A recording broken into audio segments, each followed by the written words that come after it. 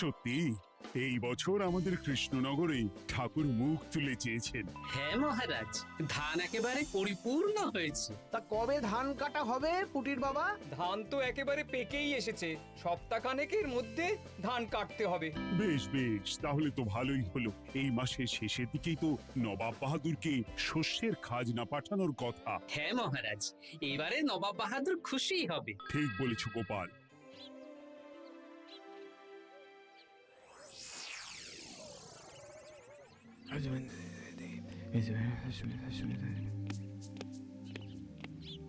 প্রণাম খাম্বাজরাজ। ওই তো কৃষ্ণনগরের মন্ত্রী চলে এসেছে।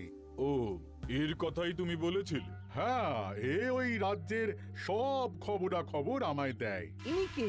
ইনি হলেন জমিদার কেশকান্ত বর্মন, আমার রাজ্যেরই দক্ষিণ পশ্চিম গ্রামের জমিদার, আমার প্রিয় বন্ধু। নামটা বেশ অন্যরকম, কেশকান্ত। আসলে ওদের বংশ পরম্পরায় সকলের উন্নত ঘন কেশ আছে, তাই ওদের পরিবারের সবারও নামে একটা করে কেশ আছে। আমি খাম্বাজ রাজের সৌমিত্র এবং সুপরামর্শদাতা। কিছুদিন আগে আমার মাথায় খুব খুশকি হচ্ছিল, মাথার চুল পাতলা হয়ে আসছিল। কিন্তু আমার পরামর্শে একটা তেল মাখতেই মহারাজের মাথার চুল এখন ঘন হয়ে উঠেছে, আর কোনো সমস্যা নেই। বাহ বাহ বাহ, ভালো ভালো ভালো। এবার তাহলে কাজের কথাটা বলে দিন। এবারে তো শুনলাম তোমাদের রাজ্যে অনেক ধান উৎপাদন হয়েছে, তাই স্বাভাবিকভাবে নবাব বাহাদুরের কাছে রাজস্ব অনেক বেশি দেবে, কি তাই তো? হ্যাঁ, এবারে রাজস্ব দানে কৃষ্ণনগরই প্রথম হবে। না, তা হবে না।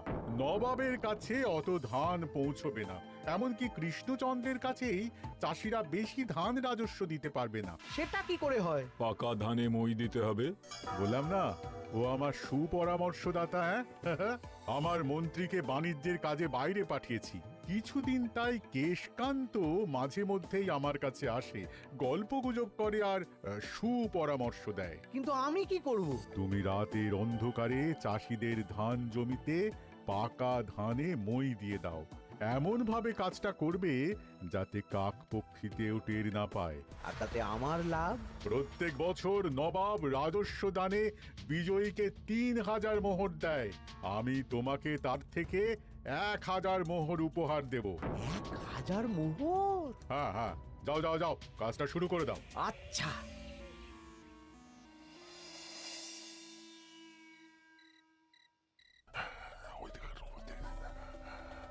তাহলে আর দেরি কেন? মন্ত্রীমশাই কথা মতো কাজ শুরু কর। হ্যাঁ হ্যাঁ, চল।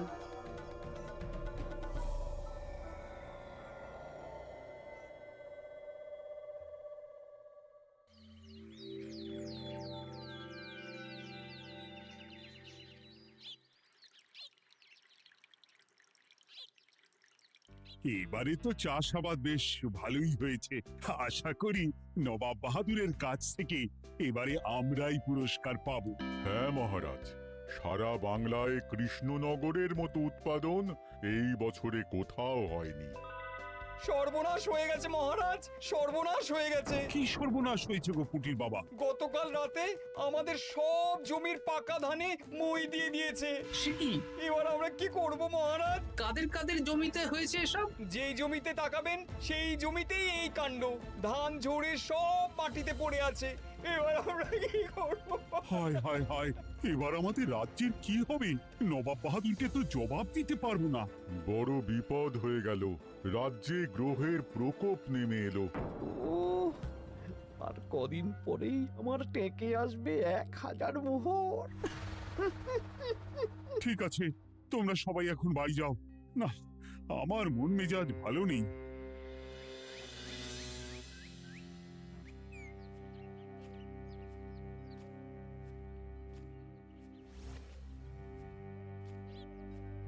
ওগো, তুমি শুনেছো কি হয়েছে? পুঁটির মা হাউ হাউ করে কাঁদছিল গো। হ্যাঁ গিন্নি, পুঁটির বাবা কয়েকজন চাষি ভাইদের নিয়ে রাজসভায় এসেছিল। শুনলাম রাতারাতি কে বা কারা চাষ জমিতে পাকা ধানে মই দিয়েছে। কত বড় সর্বনাশ হয়ে গেল বলো? কি হবে গো? কি যে হবে ভগবান জানে। বলি তুমি পারলে না পুঁটিদের একটু সাহায্য করো। হ্যাঁ, আমি মনে মনে ভেবেই রেখেছি বুঝলে, এবার বেতন পেলে পুঁটিদের বাড়িতে মাসো ভাড়ার জিনিসপত্র দিয়ে আসবো। নবাব বাহাদুরের কাছে মহারাজ খাজনা কিভাবে দেবেন? সেটাই তো বুঝতে পারছি না। আপনি এত চিন্তা করবেন না। রাজবাড়ির ভাড়ার থেকে আপাতত কিছু বস্তা ধান পাঠানোর ব্যবস্থা করুন। তারপর নবাব বাহাদুরের কাছে গিয়ে বলবেন, আস্তে আস্তে সব দিয়ে দেবেন মহারাজ। তাই করতে হবে, তাছাড়া তো আর অন্য কোনো উপায় দেখতে পাচ্ছি না। কিন্তু এবারে আর আমাদের মান রক্ষা হবে না। দেখি দু একদিনের মধ্যেই যতটা সম্ভব ভাড়া থেকে ধান পাঠানোর ব্যবস্থা করব।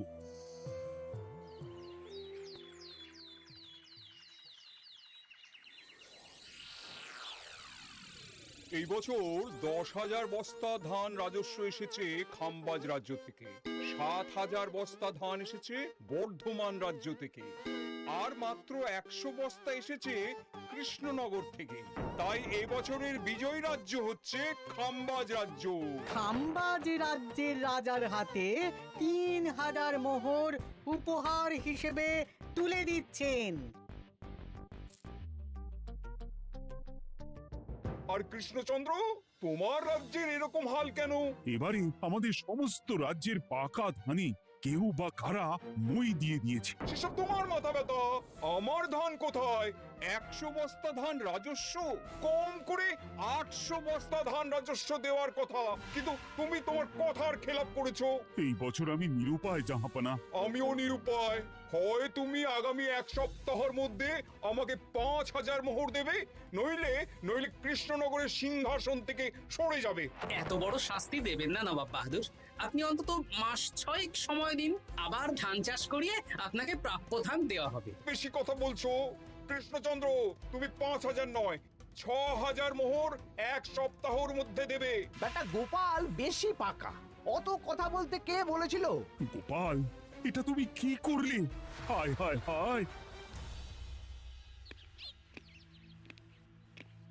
সর্বনাশের সময় যখন ঘনিয়ে আসে, তখন বিপদের ওপর বিপদ এভাবেই আসে। আমার পাওনা। আরে এখন না, এখন না, তোমাকে পাঠিয়ে দেব। ওই দেখুন, খাম্বাজ রাজের সাথে কথা বলছে। এখন বেশি কথা বললে কৃষ্ণচন্দ্র আর গোপাল সন্দেহ করবে। চলুন তো দেখি ওখানে গিয়ে কি কথা বলছে। কি কথা বলছো মন্ত্রী? মন্ত্রী আমায় বিজয় অভিনন্দন জানাচ্ছিল। বিজয় অভিনন্দন তো উপহার পাওয়ার সময় জানাতে পারতেন মন্ত্রী মশাই। যাই হোক, আপনাকে তো ঠিক চিনতে পারছি না। আমার নাম কেশকান্ত, আমি খাম্বাজ রাজ্যের দক্ষিণ পশ্চিম গ্রামের জমিদার। কেশকান্ত আমার বিশেষ বন্ধু। আপনার কেশ নিয়ে বেশ ভাব দেখছি। হ্যাঁ, ওই কদিন আগে তো খাম্বাজ রাজের মাথার চুল পাতলা হয়ে আসছিল, খুশকি হচ্ছিল আর কি। তো ওনার পরামর্শে একটা তেল মেখেই তো খাম্বাজ রাজের আবার ঘন কালো চুল ফিরে এসেছে। কেশকান্ত জমিদার হতে পারে, কিন্তু ওর অর্থনৈতিক অবস্থা তাবর তাবর রাজাদের থেকে অনেক ভালো। কয়েক হাজার বিঘা জমির মালিকও, তার সাথে চুলের তেলের ব্যবসা করেও হাজার হাজার মোহর রোজগার করে। এই, এখন চুল নিয়ে চুলোচুলি না করে চলো কৃষ্ণনগরে ফিরি।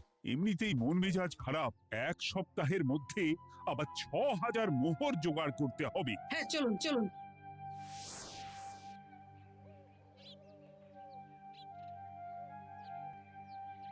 আচ্ছা মন্ত্রীমশাই, আপনি এই কেশকান্ত জমিদারের ব্যাপারে এত কিছু জানলেন কি করে? ওনার সাথে তো আমাদের আজই প্রথম দেখা। হাওয়ায় কত খবরই ভেসে আসে, সেরকম আমার কানেও এসেছিল। সব বাদ দাও। গোপাল, মন্ত্রী, দুজনেই ভাবনা চিন্তা করো কিভাবে 6,000 মোহর জোগাড় হবে। পাকা ধানে মই পড়লো, এখন আবার এত বড় বোঝা। আমার কাছেও মহারাজ বেশি অর্থ নেই, সব মিলিয়ে মিশিয়ে ওই 150 থেকে 200 মোহর মতো আছে বাড়িতে। যদি বেশি থাকতো আমি আপনাকে নিশ্চয়ই সাহায্য করতাম মহারাজ। তাও করতেন কিনা সন্দেহ। তুমি চুপ করো। মন্ত্রীমশাই ওই লোকটাকে জানলো কি করে? এই লোকটাকে তো আগে দেখারই কথা না। না, ব্যাপারটা নিয়ে ভাবতে হবে। চলুন চলুন।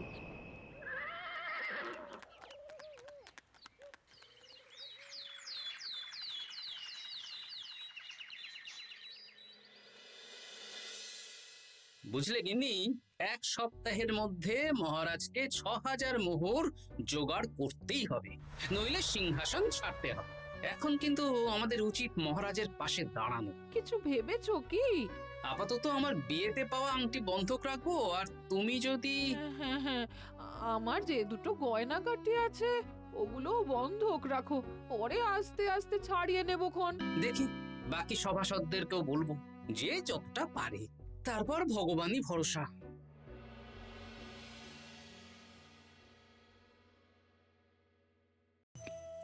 আপনি এত চিন্তা করবেন না মহারাজ। চিন্তা না করে কি আর কোনো উপায় আছে?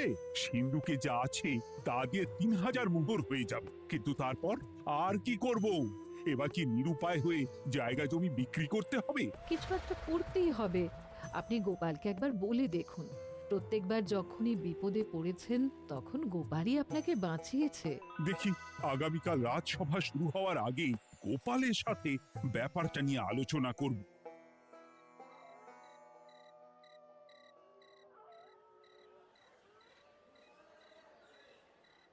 এই যে শেখরা, কি করছো? এই তো, বলুন। শোনো, আমার গিন্নির জন্য একটা হীরের হার বানাতে হবে, ওই 1000 মোহরের মধ্যে। 1000 মোহরে তো হীরের নাক, কান, গলা, হাত, পা সব গয়না, এই সব গয়না হয়ে যাবে মন্ত্রীমশাই। তাহলে বানাও, এই নাও 1000 মোহর। ওরে বাবা, মন্ত্রী মশাই, 1000 মোহর! এই মন্দার বাজারে এত মোহর কোথায় পেলেন? গতকালই তো বললেন আপনার কাছে 150 থেকে 200টা আছে। সে যেখান থেকেই পাই তাতে তোমার কি? না, আমার কিছু না। শেখরা, আমি কয়েকটা গয়না বন্ধক রাখবো। দেখি কি আছে। এই সব মিলিয়ে এতে আমি 15 মোহর দিতে পারবো। বেশ, তাই দাও। আমি ধীরে ধীরে শোধ করে গয়নাগুলো ছাড়িয়ে নেব। হ্যাঁ, মন্ত্রীর ব্যবহারগুলো বেশ সন্দেহজনক লাগছে। দেখি, গুপ্তচরকে কাজে লাগাতে হবে, মন্ত্রীর পিছনে ছায়ার মতো লেলিয়ে দিতে হবে।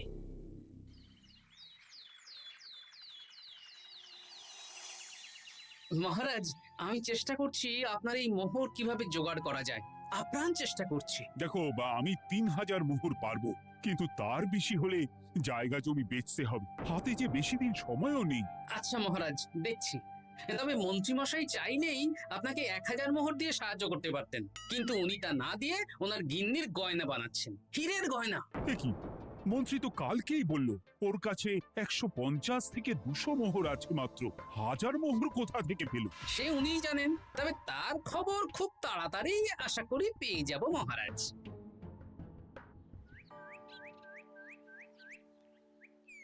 কাজটা একদম ঠিক করলেন না মন্ত্রী মশাই? আপনার কথা শুনে আমরা সবার জমির পাকা ধানে মই দিলাম, কিন্তু আমরা একটা পয়সা পেলাম না। আপনি যে এই কাজ করার জন্য খাম্বাজ রাজার কাছ থেকে ওই 1000 মোহর উপহার পেলেন, সেটা দিয়ে গিন্নির গয়না বানাতে দিলেন, কিন্তু আমাদের বেলায় লবডঙ্কা। আরে তোদেরকেও দেবো, একটু সবুর কর, আগে গিন্নির মাথাটা ঠান্ডা করি। না না, আমাদের এক্ষুনি চাই। আরে এক্ষুনি কি করে দেবো, আমার হাত খালি। আচ্ছা আচ্ছা, ঠিক আছে, এই নে 2 মোহর ধর, 2 ভাই ভাগ করে নে, পরে আরো দেবো। এটা কিন্তু ঠিক না। এসব আলোচনা খোলামেলা জায়গায় করা উচিত না। উফ, পরে তোদের সাথে কথা বলবো, এখন যেতে দে, বাজার করব, তারপর আবার রাজসভা আছে।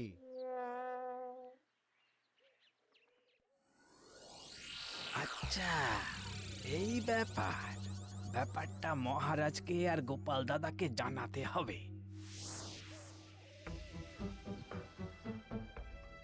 গোপাল দাদা, মহারাজ আসল খবর পেয়ে গেছি। কি খবর? আমি একটু আগে শুনলাম। কাজটা একদম ঠিক করলেন না মন্ত্রী মশাই? আপনার কথা শুনে আমরা সবার জমির পাকা ধানে মই দিলাম, কিন্তু আমরা একটা পয়সা পেলাম না। আরে তোদেরকেও দেবো, একটু সবুর কর। মন্ত্রী, আমি না তোমাকে মেরেই ফেলবো। মহারাজ, মন্ত্রী মশাই এখানে গৌণ, উনি অর্থের লোভে এসব করেছেন, আর ওনাকে দিয়ে করিয়েছেন খাম্বাজ রাজ। হ্যাঁ, যাতে এবারে বিজয়ী হতে পারেন। তাই আপনি এই খবর 5 কান করবেন না মহারাজ। আমি খাম্বাজ রাজ আর ওই কেশকান্তর কাছ থেকে ক্ষতিপূরণ ঠিক আদায় করে আনব। কিন্তু কিভাবে? শুনুন তাহলে।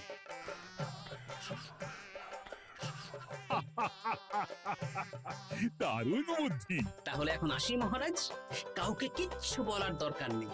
আপনি শুধু আগামীকাল সন্ধেবেলা খাম্বাজ রাজের দরবারে চলে আসুন, পারলে নবাব বাহাদুরকেও সঙ্গে করে নিয়ে আসুন। হ্যাঁ,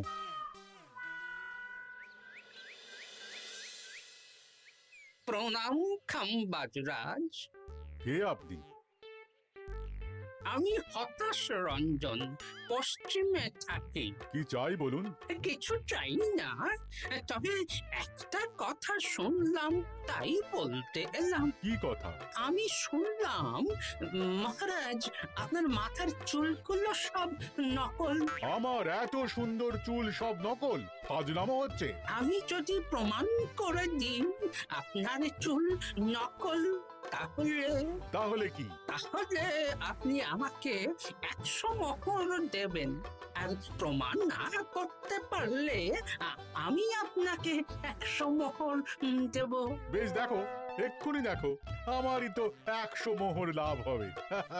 এখন না, এখন না, আজ সন্ধেবেলায়। বেশ বেশ, তখনই এসো। এবারে জমিদার কেশকান্তর বাড়ি যেতে হবে।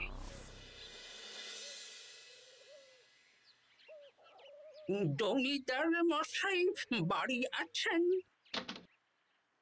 কে মশাই আপনি? আমি হতাশ রঞ্জন, পশ্চিমে থাকি। আমি বিশাল ক্ষমতাশালী লোক। কিসের ক্ষমতা? আমি রাজাদের মারধর করি, চুল ধরে টানি, শাস্তি দিই। এসব কি উল্টোপাল্টা বলছেন? খাম্বাজ রাজ আপনার বন্ধু না? হ্যাঁ, প্রিয় বন্ধু। ওনাকেও আমি আপনার সামনে চুল ধরে টানবো, কিন্তু উনি কিচ্ছু করতে পারবেন না। উনি আপনাকে শুলে চড়াবেন। কিছুই করতে পারবেন না, বললাম না আমি বিশাল ক্ষমতাশালী লোক। বিশ্বাস হচ্ছে না তো? তাহলে বাজি ধরুন, 10,000 মোহরের বাজি। 10,000 মোহরের বাজি? হ্যাঁ, আজ আমি খাম্বাজ রাজের রাজবাড়ি যাব, আর আমার শক্তি প্রদর্শন করব। ওনার চুল ধরে টানা হেঁচড়া করব, ওনাকে আহত করব, কিন্তু উনি আমাকে কিছুই করতে পারবেন না। বেশ রাজি, বাজি 10,100 মোহর দিতে পারবেন তো?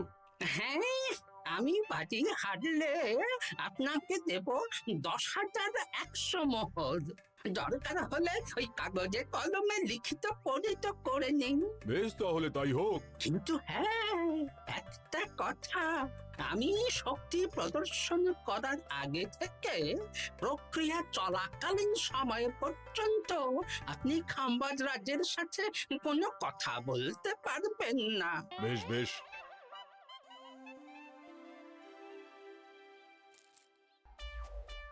তাহলে শুরু করি। শুরু করো। এবার আমি প্রমাণ করেই ছাড়বো।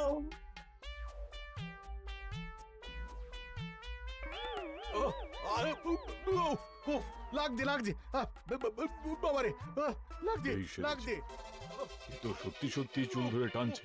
লাগছে লাগছে, বাবারে, বাবা। ওরে বাবা রে বাবা, কি শক্ত! এ কি, খাম্বাজরাজ কিছুই তো বলছেন না? তাহলে কি আমি হেরে গেলাম? না না খাম্বাজ রাজ, আমার ধারণা ভুল, যা শুনেছি তাও ভুল। এবার বিশ্বাস হলো তো? দাও দাও, এবারে 100 মোহর দাও। দিন কেশকান্ত মশাই, আমাকে 10,100 মোহর দিন। এ কি, ও তোমাকে 10,100 মোহর কেন দেবে? ওনার সাথেও তো বাজি ধরেছিলাম। কি বাজি? আপনার এখান থেকে বেরিয়ে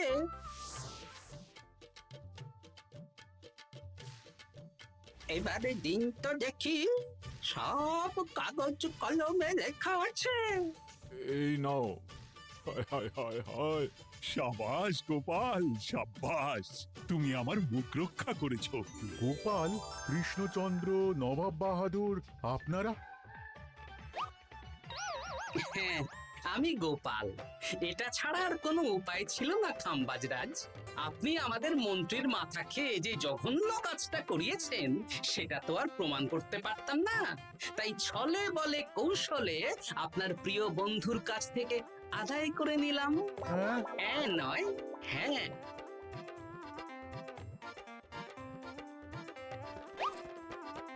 এই নিন মহারাজ।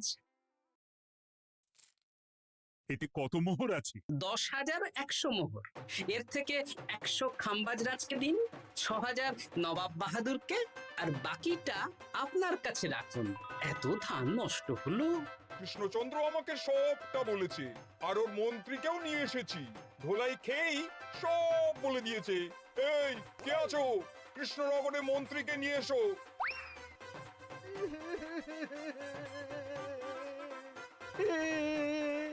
মার খেয়ে আমি সব বলে দিয়েছি খাম্বাজরাজ। উদ্ধার করে তো জাহাপানা, আমাকে ক্ষমা করে দিন।